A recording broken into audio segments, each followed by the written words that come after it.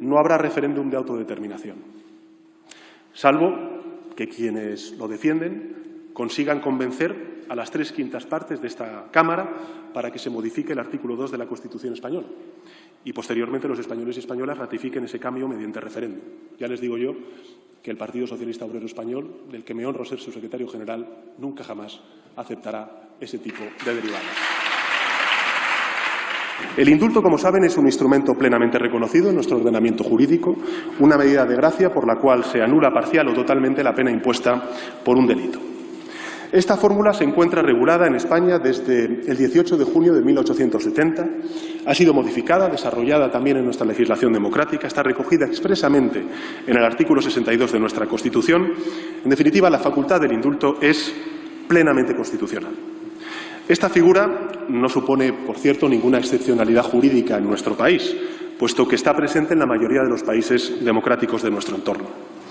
Desde 1979, señorías, han sido concedidos en nuestro país más de 18.100 indultos por los sucesivos gobiernos democráticos.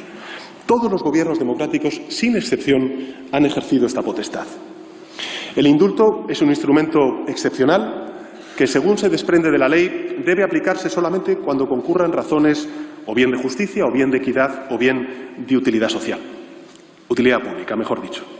Su concesión, o no, es una decisión política, graciable, discrecional, que corresponde en exclusiva al Poder Ejecutivo de España.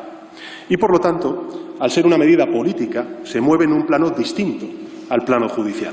Y esto es importante porque parte del respeto absoluto a la sentencia condenatoria y no cuestiona ni revisa la actuación del tribunal sentenciador. Por tanto, el Gobierno no cuestiona en absoluto la sentencia del Tribunal Supremo.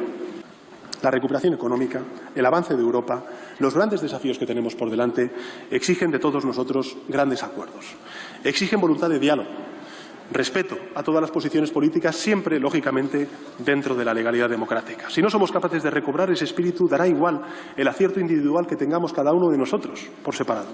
Porque lo que España necesita ahora es que actuemos unidos.